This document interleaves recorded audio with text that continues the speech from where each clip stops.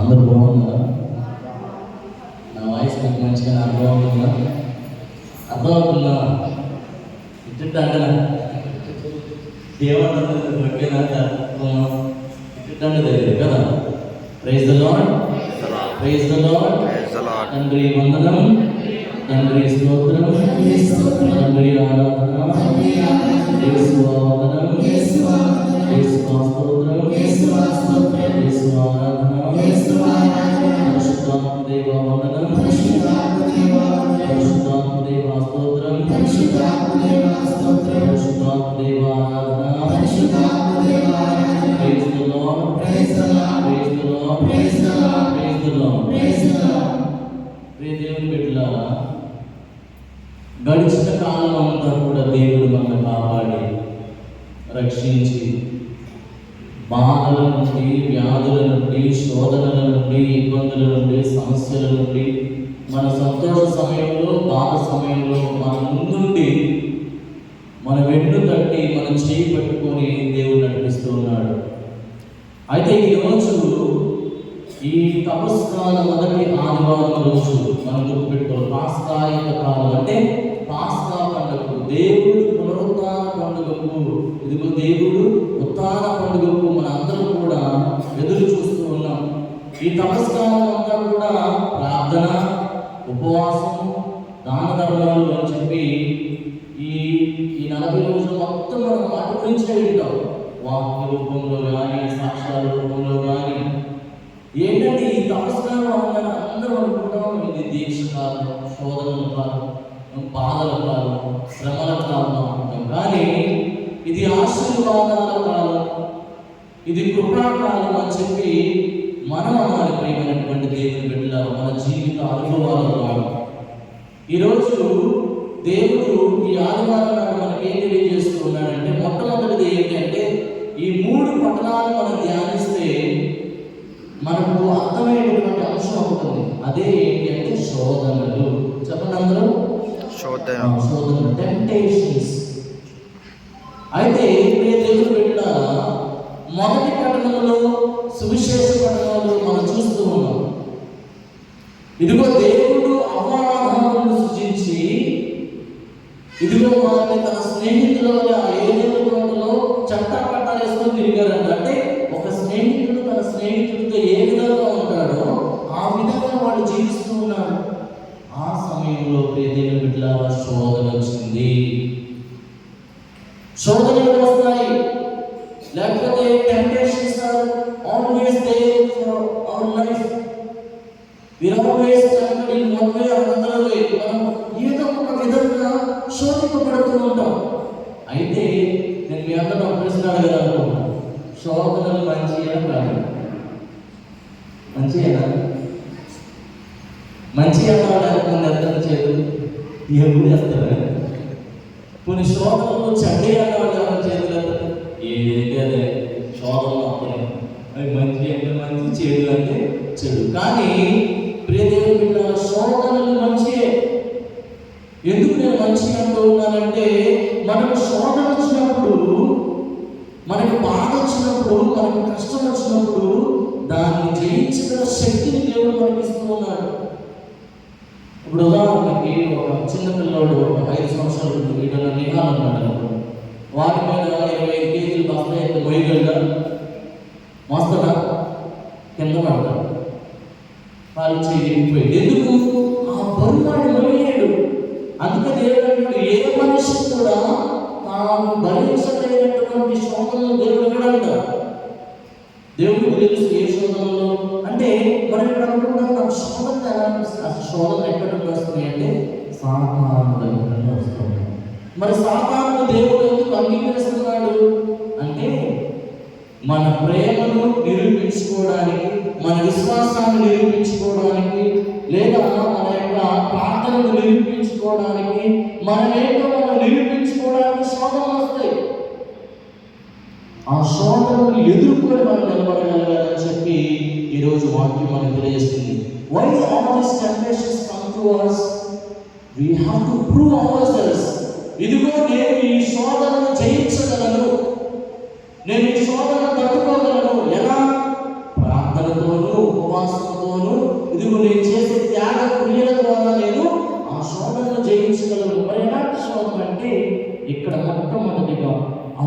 Thoughts will become hour actions.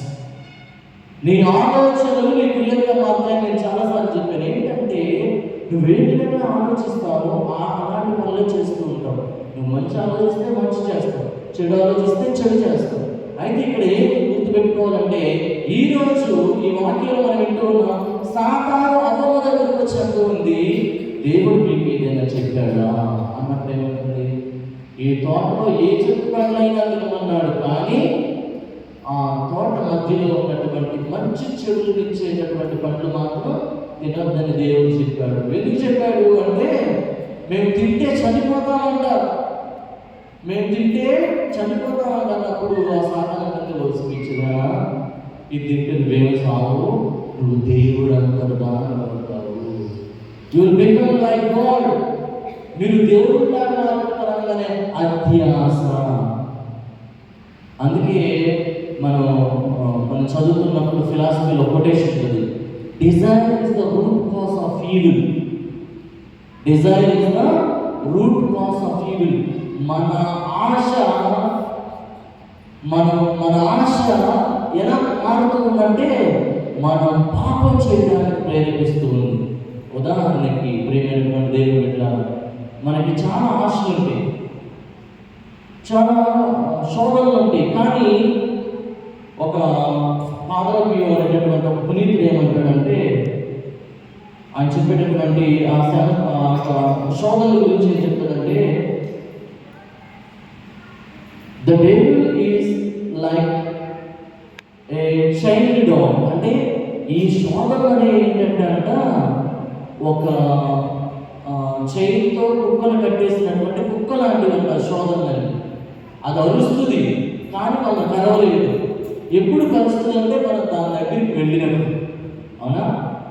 అర్థమైందా ఈ quotation మీకు? ఏం చెప్తున్నాడంటే ఫాదర్ అనేటటువంటి సెయింట్ ఏం చెప్తున్నాడంటే, పునీతుడు శోధన అనేట ఒక చైన్తో కట్టేసినటువంటి ఒక పిచ్చి కుక్కల ఒక చైన్తో కట్టేసాడు. అది అరుస్తుంది, గట్టిగా అరుస్తుంది, భయపెడుతుంది, కానీ మనం కరవలేదు. మనం ఎప్పుడైతే దాని దగ్గరికి వెళ్తామో అప్పుడు అది కలుస్తుంది. శోధనలు కూడా, శోధనలన్నీ తప్పు కాదు, శోధనలన్నీ పాపాలు కాదు. ఎప్పుడైతే అవి క్రియారూపం తాలుస్తాయో అప్పుడు తప్పు. ఉదాహరణకి ఇక్కడ ఫాదర్ దేవరాజ్ ఫాదర్ మన చర్చి ముందు బాగాలేదు, మనం రోజ్ ఫ్లవర్స్ నాటుదాం సురేష్ అని చెప్పి నాటాను అనుకోండి. మేము ఆ ఫ్లవర్స్ మంచిగా వికసిస్తున్న సమయంలో ఎవరైనా వచ్చి, నేను ఫాదర్ లేదు, ఆ ఫ్లవర్ మీరు కొయ్యాలని అనుకుంటున్నాడు అనుకోండి, అది శోధన. కొయ్యాలి అని అనుకున్నాడు అంతే. In it self it is not sin. దానిలో అది పాపం కాదు. అలా నీకు ఆలోచన వచ్చింది, శోధన వచ్చింది, కానీ నువ్వు వెళ్ళి దాన్ని తెంపితే అది పాపంగా మారిపోతుంది. ఇప్పుడు చాలా ఆలోచనలు వస్తాయి, కానీ ఆలోచనలు మనం వెనక్కి ఎంటర్టైన్ చేస్తే చూడు, నువ్వు ఒక్కదానివే కూర్చున్నప్పుడు, నువ్వు ఎక్కడో కూర్చున్నప్పుడు చాలా ఆలోచనలు వస్తాయి. చెడు ఆలోచనలు వస్తాయి, చెడు తలంపులు వస్తాయి, లేకపోతే ఎప్పుడో జరిగిపోయిన బాధాకరమైన ఆలోచనలు వస్తాయి. ఎప్పుడో జరిగిపోయిన దాని గురించి ఆలోచించి నేను బ్రతకడం ఎందుకు, నేను చచ్చిపోతానని చెప్పి పిచ్చి పిచ్చి పనులు చేస్తే అది శోభన, పాపంగా మారిపోతుంది. ప్రియ దేవుని బిడ్డలారా, ఇక్కడ దేవుడు ఏం చెప్తున్నాడు, ఈ అవ్వ ఆదాము చేసింది ఏంటంటే, దేవుడు వాళ్ళు పిలుస్తున్నాడు, ఎక్కడున్నావు నీవెక్కడున్నావు, యేసు పిలిచినప్పుడు నీవెక్కడున్నావు. దేవుడు మనల్ని పిలుస్తున్నాడు, మరి మనం ఎక్కడున్నాం? ఎప్పుడైతే దేవుడు చేయకుండా పని చేశారో వాళ్ళు దాక్కుంటున్నారు. దాక్కుంటలేదా? యేసుకు అడుగులు సత్తా, దేవుడి అడుగులు సత్తా లేని వాళ్ళు దాక్కుంటున్నారు. అప్పుడు దేవుడు అడిగాడు, ఆదాము అవ్వ మీరు ఎక్కడున్నారంటే, అయ్యా మేము దాక్కున్నామయ్యా. ఎందుకు? మేము దిశ మొదలతో ఉన్నాం, మొండి మొదలతో ఉన్నాం, వీఆర్ నేకెడ్, మేము దిగంబరుడుగా ఉన్నాము అని చెప్పినప్పుడు ఆయన అంటున్నాడు, మీకు ఎవరు చెప్పారు నేను తినొద్దన్న పని, నేను తినొద్దన్న పండు మీరు తిన్నారా అని అడిగినప్పుడు వాళ్ళు తమ పాపాలను ఒప్పుకోవట్లా. అవరు అడిగినప్పుడు అవ్వంటుంది, అయ్యా ఆదాము నువ్వు ఎందుకు ఈ పాపం చేసావు నేను చేయొద్దన్న పని నువ్వు ఎందుకు చేస్తావు, నా ఆజ్ఞలను ఎందుకు మీరు మీరారు అని అడిగినప్పుడు అయ్యా నాకేం తెలియదు, ఈ అభిరుచిని నేను విన్నాను. అవమ్మా మరి నువ్వెందుకు ఇలా చేసావమ్మా, నాకేం తెలియదయ్యా, సాతాను నన్ను మోసం చేసింది. ఒకరి మీద ఒకళ్ళు తమ పాపాలను ఒకరి మీద ఒకరు వేసుకుంటున్నారు, కానీ ఇదిగో నేను పాపం చేసినట్టు క్షమించు ప్రభు అని చెప్పినప్పుడు అడగట్లేదు. మన జీవితాలు కూడా ఆ విధంగానే ఉన్నాయి. ప్రేదేవులు పెట్టారు, శోధనలు వస్తాయి, శోధనలు పడిపోతారు, పాప జీవితంలో వెళ్ళిపోతాం. కానీ నేను పాపం చేశాను, నేను శోధనలో పడిపోయాను, నేను చేసేది తప్పు అని మరలా తిరిగి దేవుడి వద్దకు వచ్చేవాళ్ళు చాలా తక్కువ మంది అయిపోయారు. ప్రేమైనటువంటి దేవుడు, we have no sense of sin. నేను పాపం చేశానే అనే ఆలోచన కూడా చాలా మందికి లేదు, ఉండట్లేదు. నేనేం చేస్తే అది కరెక్టే, నేనేం చేస్తే అది కరెక్టే. ప్రియ దేవుని బిడ్డలారా, ఈ రోజు తల్లి సభ మనల్ని ఏం అడుగుతూ ఉందంటే శోధనలు వస్తాయి. ఒకసారి వాక్యం చదువుదామా, కొరింథీయులకు రాసిన మొదటి లేఖ 10వ అధ్యాయం 13వ వచనం ఒకసారి చదవనమ్మా. పౌలు గారు కొరింథీయులకు రాసిన మొదటి లేఖ 10వ అధ్యాయం 13వ వచనం. మానవులకు సాధారణము కానీ ఏ శోధన మీకు కలగలేదు, ఏదైనా దేవుడు నమ్మదగిన వాడు. ఇక్కడ బాగా విన్నారు మీరు ఈ విషయాలు. మీ నిగ్రహ శక్తిని మించి మేము శోధింపబడినాడు. Praise the Lord, praise the Lord, praise the Lord. ఇక్కడ చూడండి, మళ్ళీ చదవవచ్చు. మన దేవుడు మీ నిగ్రహ శక్తిని మించి మిమ్ము శోధనలో పడనివ్వడు.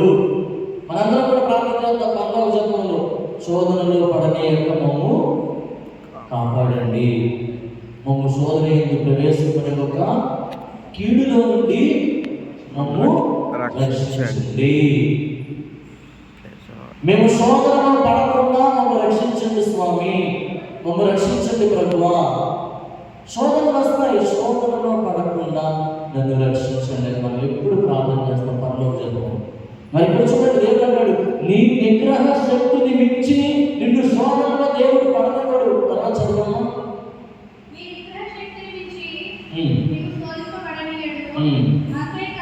అంతేకాక ఇది బాగా వినండి, మీరు శోధింపబడినప్పుడు దానిని సహించగల శక్తిని దేవుడు మీకు వస్తున్నాడు.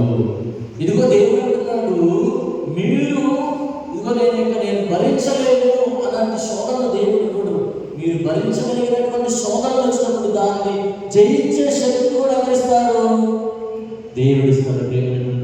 మనం శోధనలో పడిపోయినప్పుడు ఆ శక్తిని మనకు దేవుడు ఇస్తాడు.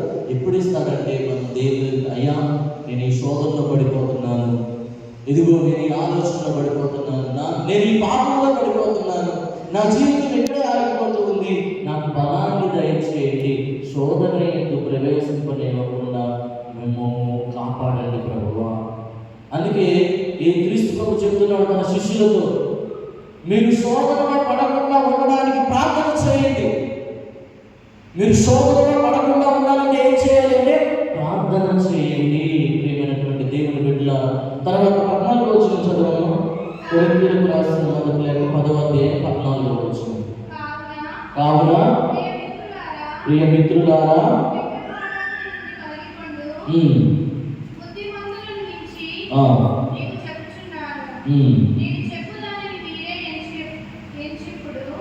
యోచిప్పుడు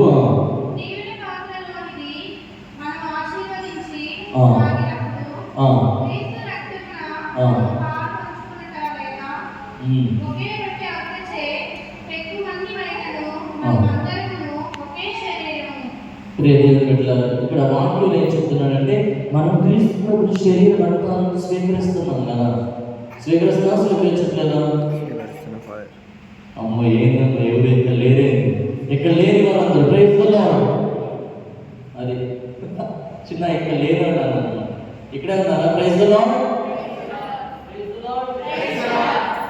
ఎంతమంది చాలా ఉన్నారు, నోరు మాత్రం అన్నారు, నోరు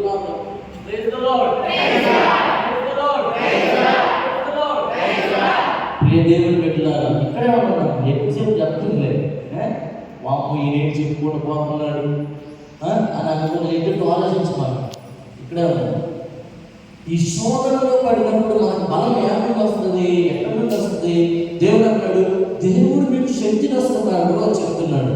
మన శక్తి ఎక్కడి నుంచి వస్తుంది అంటే క్రీస్తు ప్రభుని శరీర రక్తాల నుంచి. మరి క్రీస్తు ప్రభుని శరీర రక్తాలు మనకు ఎక్కడి నుండి లభిస్తాయి అంటే ఈ దివ్య బలి పూజ నుండి.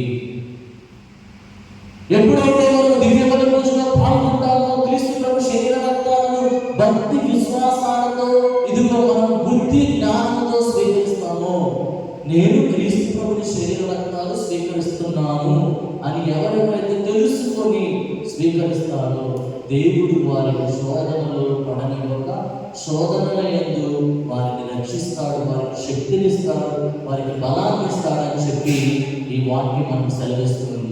శోధనలు వస్తాయి, ఇబ్బందులు వస్తాయి, సమస్యలు వస్తాయి, ఆర్థిక సమస్యలు వస్తాయి, కష్టాలు వస్తాయి, నష్టాలు వస్తాయి. నమ్మిన వారు మనం మోసం చేస్తారు, మన ముందు ఒక మాట వెనక ఒక మాట మాట్లాడతారు. Don't worry. అందుకే ఒక కీర్తనకారుడు పాడతాడు, నడిపిస్తాడు నా దేవుడు శ్రమలోనైనా నన్ను విడువడు, అడుగులు తడబడినా అలసట పడినా చెయ్యి పట్టి వెన్ను తట్టి చక్కని ఆలోచన చెప్పి. ప్రియదేవుని బిడ్డలారా, మన అడుగులు తడబడిపోతున్నాయి. ఇగో మనం వల్ల కాదు అని అడుగుల సమయంలో దేవుడు మనం చేయి పెట్టి వెన్ను తట్టి, నేనున్నాను, నేను నీతో ఉన్నాను, భూదేవతల వరకు నేను నీతో ఉన్నాను, భయపడమాకు నా బిడ్డ, డు నాట్ బి అఫ్రైడ్, భయపడమాకు, నేను నీతో ఉన్నాను అని చెప్పి దేవుడు. ఒక రోజంట ఒక అమ్మాయి ఒక బాగా ఏడుస్తూ సముద్ర పక్కన నడుస్తూ ఉన్నాడు. ఆమె అనుకుంటూ ఉంది, నాకే ఎందుకు ఈ సమస్యలు, నాకే ఎందుకు ఈ శోధనలు, నాకే ఎందుకు ఈ ఇబ్బందులు, దేవుడు ఉన్నాడు, దేవుడు నన్ను ఎందుకు రక్షించట్లేదు, నేను ఎందుకు ఈ ఒంటరి బ్రతుకుతున్నానని సముద్ర తీరాన్ని నడుచుకుంటూ వెళ్తున్న సమయంలో ఆమె వెళుతున్న సమయంలో ఆమెతో పాటు రెండో అడుగు కూడా చూస్తూ ఉందంట. అప్పుడు ఆమె అనుకుంది, ఇదేంటి నాతో పాటు ఎవరు నడుస్తున్నారంటే అప్పుడు దేవుని స్వరం మీద నిలబడతాడు, ప్రతినిత్యము నేను నీకు తోడుగా ఉంటాను, ప్రతినిత్యము నేను నీకు తోడై ఉన్నాను, ప్రతినిత్యము నేను నీతో నడుస్తాను.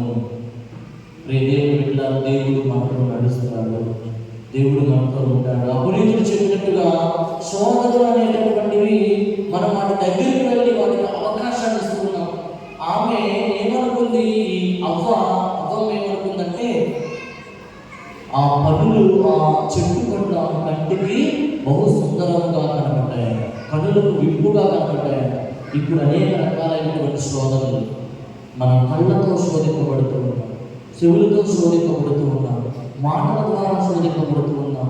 కొంతమంది తమ మాటలతో మనల్ని శోధిస్తూ ఉంటారు, కొంతమంది తమ చూపులతో చూసి అన్నీ నాకే కావాలి, ఇది ఇవన్నీ నేనే పొందుకోవాలి అని చెప్పి శోధనలు పడిపోతుంటారు. కొంతమంది వినటం ద్వారా శోధనలు పడిపోతుంటారు. కాబట్టి ప్రియ దేవుని బిడ్డలారా, మనం అర్థం చేసుకోవాలి. మరి శోధనలో ఇప్పుడు ఉదాహరణకి 10th క్లాస్ పిల్లలు ఎగ్జామ్ రాయడానికి సిద్ధమవుతున్నారు. పరీక్షలు మంచిగా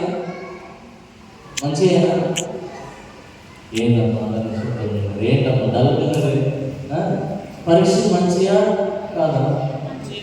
మంచిగా. ఎందుకు అంటే తనలో ఉన్నటువంటి వారిలో ఉన్నటువంటి చూడు మంచిగా వాళ్ళు కష్టపడి చదివితే వాళ్ళ ఎదుగుదల కనపడుతుంది. వాళ్ళు ఎగ్జామ్ రాసినప్పుడు, అందులో పాస్ అయినప్పుడు, ర్యాంక్స్ వచ్చినప్పుడు, మంచి మార్క్స్ వచ్చినప్పుడు మనకు తెలుస్తుంది, ఇదిగో ఆయన ఆ పరీక్షలను ఎదుర్కొని ఆ పరీక్షలో ఉత్తీర్ణత సాధించాడు కాబట్టి, ఆయన ఆ పరీక్షలో గెలిచాడు అంటే, మంచిగా పాస్ అయ్యాడంటే దాని అర్థం ఏంటంటే ఆయన ఎదుగుదల మనకు అక్కడ కనపడుతుంది. మరి మన విశ్వాస జీవితంలో పరీక్షలు కూడా వస్తూ ఉంటాయి. ఇదిగో ఇంకా పేతురు గారు అంటుంటాడు, నాశనము బంగారంలో కూడా ఎన్నో దెబ్బలను, ఎన్నో పరీక్షలు ఎదుర్కొని మంటలో కాల్చబడి అది ఎర్రగా మారిన తర్వాత శుద్ధి చేత దెబ్బలు పొంది అందమైన రూపంగా బయటకు వస్తుంది. మరి మన విశ్వాసం కూడా ఆ విధంగానే ఉండాలి అని చెప్తూ ఉన్నారు. ఒక చిన్న కథ చెప్తానమ్మా.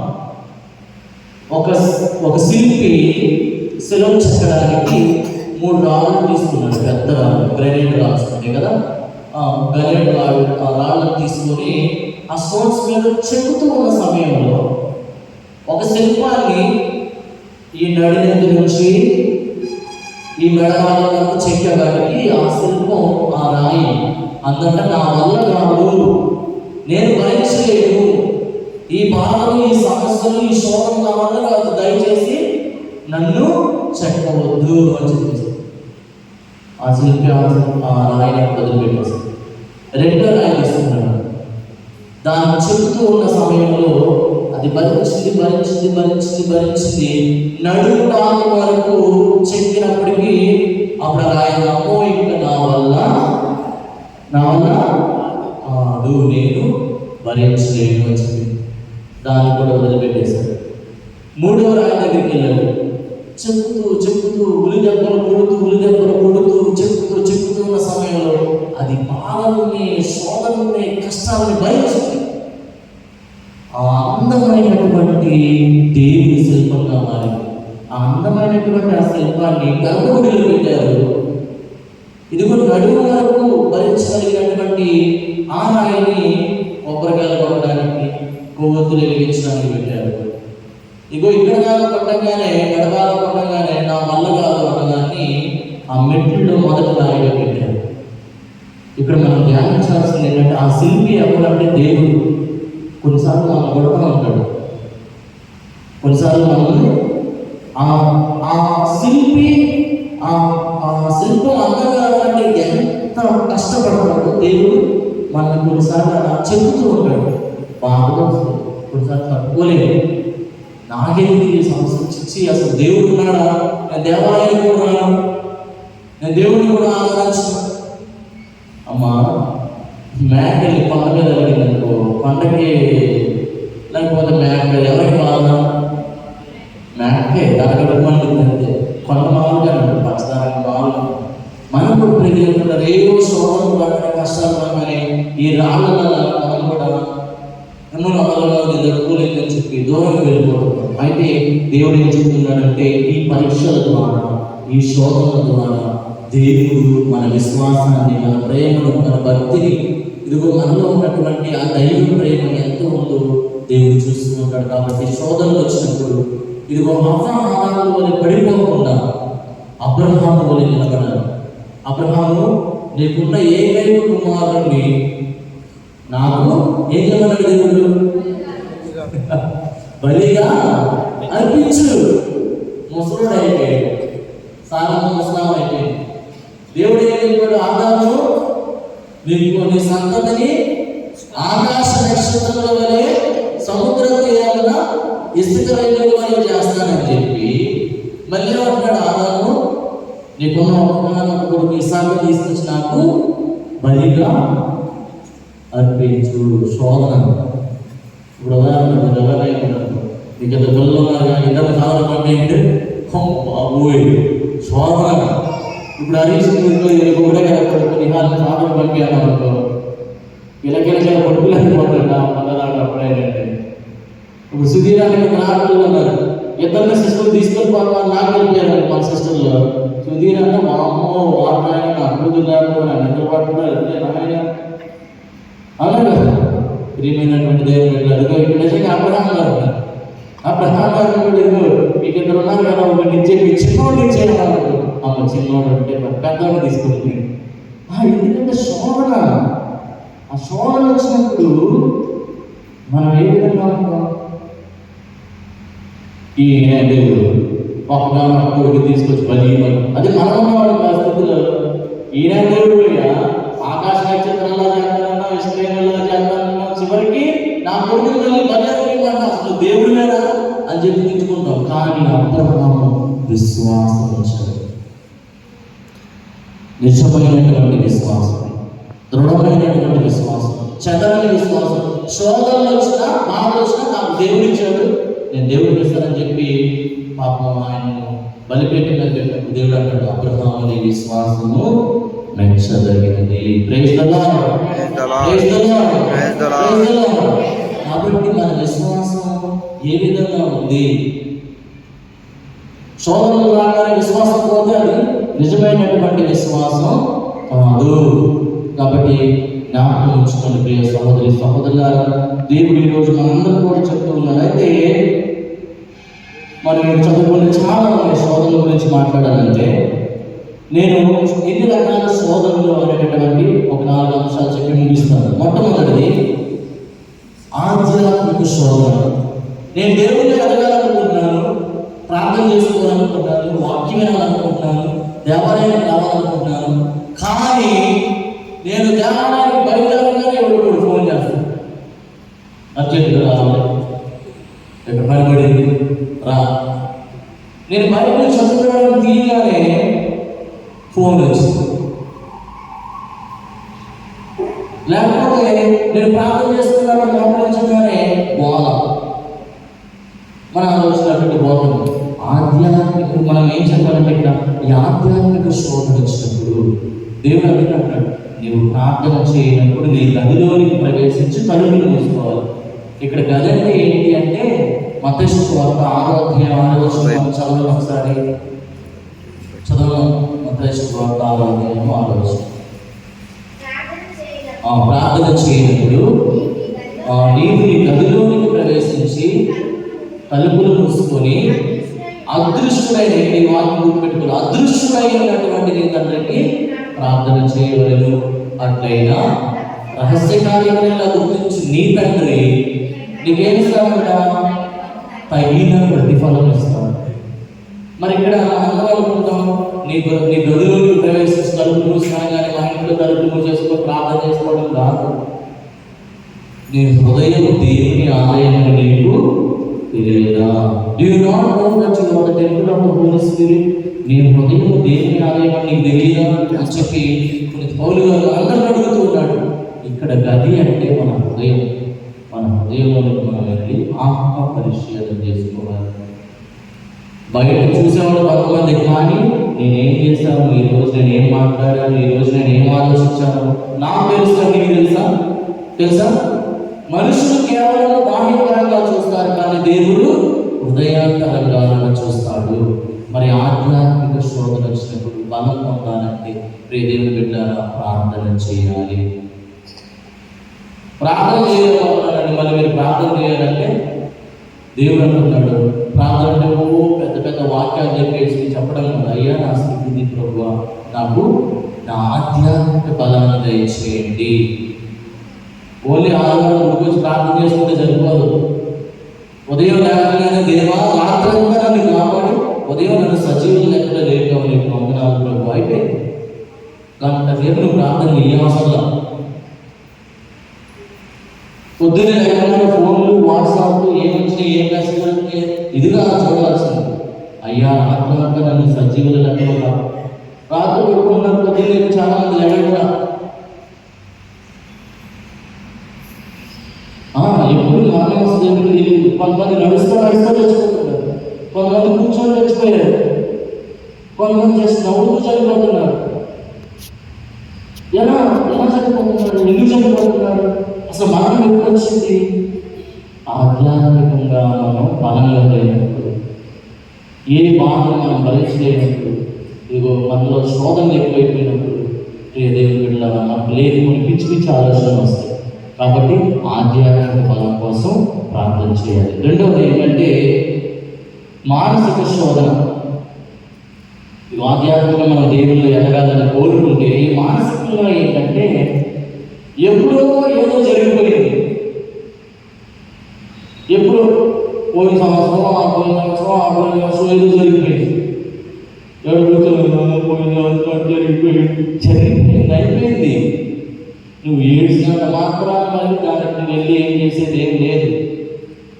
సమ్ ఆఫ్ అస్ కాదు, మోస్ట్ ఆఫ్ అస్, మనలో ఉన్న చాలా మంది ఏం చేస్తారంటే we are worried about past. We feel sorry for the past and we will be afraid for our future and we are not able to live the present. అని మనం అనుకోవాలి. ప్రియదేవుని బిడ్డలారా, ఏంటంటే ప్రస్తుత కాలంలో జీవించట్లా, జరిగిపోయిన గురించి బాధపడతా ఆందోళన చెందుతా, అప్పుడు అలా జరిగింది, అప్పుడు అలా జరగకుండా ఉండాల్సింది, అప్పుడు ఇది జరిగిపోయింది, అయిపోయింది అని వదిలిపెట్టి నువ్వు ఎంత ఆలోచించినా నువ్వు చేసేది ఏమీ లేదు. జరగబోయే దాని గురించి కొంతమంది ఆలోచిస్తారు, రేపు ఏమైంది, ఎల్లుండి ఏమైంది, వచ్చే సంవత్సరం ఏమైంది. జరగాల్సింది జరుగుతానే, నువ్వు భయపడాల్సిన అవసరం లేదు. ఇప్పుడు ప్రస్తుతం ఏమవుతుంది, ఏ విధంగా ఉన్నావు, దేవుడు ఎలా ఆశీర్వదిస్తున్నాడు, కృతజ్ఞతలు చెప్పు. కాబట్టి దేవుడు పెట్టారు, మానసికంగా కొంతమంది పీపుల్ ఓవర్ సెన్సిటివ్ అంటే ఎలా అంటే సో ప్రతినిత్యం ఏదో కూడా ఆలోచిస్తానే ఉంటారు. ఓవర్ థింకింగ్ జరిగింది ఎంత అయితే వీళ్ళకి ఆలోచన గోల్తో పోయేటప్పుడు కొట్టదాకా జరుగుతుంది. ఆలోచన అసలు అక్కడ జరిగింది ఒకటి, ఏం ఆలోచించి అవి వచ్చి సాగుతారు. ఆలోచన అదే ఆలోచన అయిపోయింది, నా మనసు అంతా అదేనండి. నువ్వు ఆలోచన ఏం లేదు, తాగడం భాష తిరగడం. Don't be over thinking, don't always over think on issues that happen. ఏదైనా జరిగిపోయిన గురించి ఎక్కువ ఆలోచించి మాట్లాడి అర్థమవుతుందా? ఆలోచన మనం ఆలోచన అంటే గుర్రం, పక్కం లేని గుర్రం లాంటి ఎన్ని పడితే పెరిగింది, దాన్ని పక్క వేయాలంటే ఏం చేయాలి? నీ మనసు నెమ్మదిగా పండాలి. Thoughts are like positive. అదేంటంటే దానికి స్టాప్ లేదు, పరిగెత్తుతానే ఉంటుంది. కానీ మనం ఆపగలిగేది ఎప్పుడు మన మనసు నెమ్మదిగా పండాలి. కాబట్టి ఈ ఆధ్యాత్మికంగా కానీ మానసికంగా కానీ శోధన వచ్చినప్పుడు మనం ఏం చేయాలంటే ప్రార్థన చేయాలి, నిలబడాలి. అదే మూడవది ఏంటంటే శారీరక శోధన. పాలగలండి, గుడికి రావాలనుందండి, కానీ ఎక్కువసేపు కూర్చోలేదు. పాలగలండి, ప్రార్థన చేయాలనుందండి, మోకాలు వేయలేదు, కాళ్ళు ఎక్కువ, మొత్తం కాళ్ళు ఎక్కువ, అన్నీ నొప్పి, కాళ్ళు ఎక్కువ, కళ్ళు నొప్పి, చెవి నొప్పి, కళ్ళు నొప్పి, అన్నీ నొప్పి లేదండి. ప్రార్థన చేయకపోతే సినిమా చూడడానికి కేవలం నొప్పలేదు. 4 hours చదువుతాడు, కళ్ళు పేరు ఎంత దూరమైన ముసలు పెట్టుకోవడానికి నడుచుకుంటూ పోతారు. అప్పుడు నా కాళ్ళు నొప్పిలో గుళ్ళో కాసేపు చెప్తాడు, ఈ బాబు తగులు కూడా చెప్తానే ఉన్నాడు. నువ్వు సినిమాకి వెళ్ళి 3 గంటలు కూర్చొని అక్కడ పోతుంటారు, వెలుగులు వేస్తుంది కదా, అప్పుడు నొప్పులేమో ఈ శారీరక శోధన కూడా ఉంటుంది. కొన్నిసార్లు మనం ఏదైనా చేయాలనుకున్నప్పుడు మన శరీరం సహకరించదు. పొద్దున్నే లేచి ప్రార్థన చేయాలి అన్నప్పుడు కాసేపు పడుకుందాం, ఎగ్జామ్ చేద్దాం, కాసేపు సాయంత్రం కూసేపు పట్టి వెళ్దాం, శారీరక గొప్పలేదని కొంతమందికి ప్రియదేవుల శారీరక శోధన ఎక్కువైపోతుంది. చేయకూడదు అనుకుంటారు కానీ ఆలోచన శోధన వచ్చినప్పుడు పడిపోతున్నారు. కాబట్టి శోధనలో పడకుండా మనం ఏం చేయాలంట? ప్రార్థన చేయాలి. చివరిగా ఏంటి అంటే సామూహిక శోధన. సామూహికంగా అంటే సమాజంలో మనం నివసిస్తున్నప్పుడు ఒక 10 మంది ఏం చేస్తే అది మనం చేయాలనుకుంటున్నాం, అవునా కదా? అక్కడ 4 కూర్చొని మాట్లాడుకున్నారు, నీకు ఏమనిపించింది? నేను అనుకోలేదు, తను నా కూడా జరిగింది, అంటే ఏం మాట్లాడదని చెప్పి నాకు కూడా చెప్పింది. శోధన ఒక 4 కూర్చొని ఏదైనా చేస్తే వాళ్ళ మధ్యలో మనం అది మనం కూడా చేసేది. ఆ పని వాళ్ళ కూర్చొని మాట్లాడుతున్నారు, మాట్లాడు మళ్ళీ ఫస్ట్ మొదలుపెట్టి మాట్లాడే అందుకే. కాబట్టి ఏదైనా ఈ ఆధ్యాత్మికంగా కానీ శారీరకంగా కానీ మానసికంగా కానీ సామూహికంగా కానీ ఈ 4 శోధనలు మనకి ఎప్పుడు ఉంటాయి. ఈరోజు సువిశేషంలో మనం చూస్తాం, దేవుడు ఏం చెప్తున్నాడంటే, మీరు దేవుడు సాతాను శోధిస్తున్నప్పుడు ఆయన ఉపవాసం ఆచరించి శోధనలో ఉండి ఆహారం అంటే ఆయన ఎప్పుడైతే ఏది అవసరమో సాతాను దాని మీద మనకి ఏదైతే ఇష్టమో, మనకి ఏదైతే అవసరమో దాని గురించి శోధిస్తుంది. ఇదిగో ఈ డబ్బులు అవసరం కదా, అది అక్కడ కనపడుతుంది, అవునా? ఇదిగో నీకు ఇది అవసరం కదా, తీసేసుకో. నీకు ఇది అవసరం కదా, నువ్వు అలా చేయి. ఇదిగో ఇలా మాట్లాడు, నువ్వు ఇలా పాపంగా మాట్లాడు, ఎదురు తిరుగు, కూతురు మాట్లాడు, ఇదిగో నువ్వు ఈ విధంగా ఆలోచించని చెప్పి మనం ఏదైతే అవసరం చేసుకున్నావు ఆకలితో ఉండాలని తెలుసుకుంటుంది. మరి మనం కూడా ఏ స్థితిలో ఉన్నామో తెలుసుకుంటుంది. సాతాను మన స్థితులను బట్టి, మన సమయానికి, ఆ యొక్క పరిస్థితిని బట్టి మనం శోధిస్తుంటుంది. కాబట్టి దేవుడు అంటాడు, దేవుడు 3 విధాలుగా దేవుడిని శోధించింది. ఫస్ట్ ఏమంటే, దేవుని కుమారుడు అయితే ఈ రాళ్ళను రొట్టెలుగా మార్చుకో. అదొక శోధన. అంటే నువ్వు నిజంగా మగవాడు అయితే శ్రీలు, నువ్వు మగవాడు అయితే రావు, నీకు దమ్ము లేదా అనగానే బ్యాటి నాగపోయి నేను చేశాను. చేసిన తర్వాత ఏమను బాగుపడేది నువ్వే. అనగానే ఏమైపోదు అన్నం బాగానే ఏమైపోయి అయిపోయింది కదా. అంటే శోధన. రెండో శోధన ఏంటి? ఈ 4 నేను చెప్పాను. యేసుకు వచ్చినటువంటి శోధన. మొట్టమొదటిది రాళ్ళను రొట్టెలుగా మార్చడానికి, అంటే శారీరకమైనటువంటి శోధన. రెండవది ఏంటి? దేవుడు ఏమన్నాడు అంటే వాక్యం లేదా 3 శోధనలు ఉన్నాయి. మొట్టమొదటిది నేను చెప్పాను. రెండవది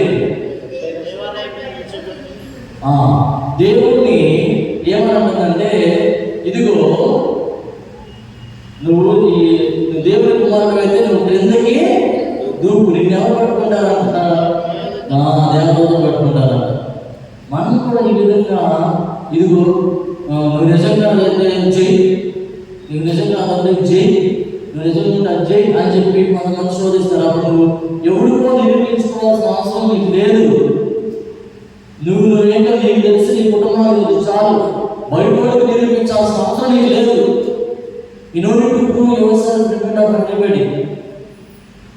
ఎవరి ముందు నువ్వు నిరూపించుకోవాల్సిన అవసరం లేదు. ప్రతి ఒక్కరు ఎవరైనా ఒక మాట నేను ఎంత నిరూపిస్తా, నేను ఎంత చూపిస్తా. ఏంటి నిరూపించేది? ఏంటి? నేను నిరూపిస్తా, నేను చూపిస్తా, నేను చూపించాను, నేను చూసుకో చాలు. ప్రియదేవుని బిడ్డ. మరి మూడోది ఏంటంటే, ఇదిగో దేవుడు అంటాడు, నువ్వు నాకు సాతాను అంటాడు, నీవు నన్ను మొక్కితే, నువ్వు నాకు స్పష్టంగా నమస్కారం చేస్తే నేను ఈ రాజ్యాలన్నీ నీకు ఇస్తాను, అధికారం. ఈ ప్రియదేవుని బిడ్డ, ఈ శోధనలో దేవుడు పెట్టుకోడు. శోధనను గట్టిగా నిలబడ్డాడు. ఎలా అంటే, ఈ దేవుడు అయినటువంటి ప్రభువు నువ్వు శోధించకూడదు. ప్రియదేవుని బిడ్డ, మీరు శోధనలో పడకుండా ఉంటాడు. అందుకే దేవుడు అన్నాడు, మానవుడు కేవలము రొట్టె వలన మాత్రం కాదు కానీ దేవుడు ఏం చేస్తాడు? దేవుని నోట నుండి వచ్చు ప్రతి వాక్కు వలన జీవించును. కాబట్టి ప్రియదేవుని బిడ్డలారా, గుర్తుపెట్టుకోండి. ఈరోజు 2వ కథ చదివినారు.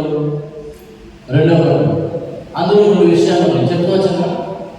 ఎవరంటే భయంగా చదివేశారు.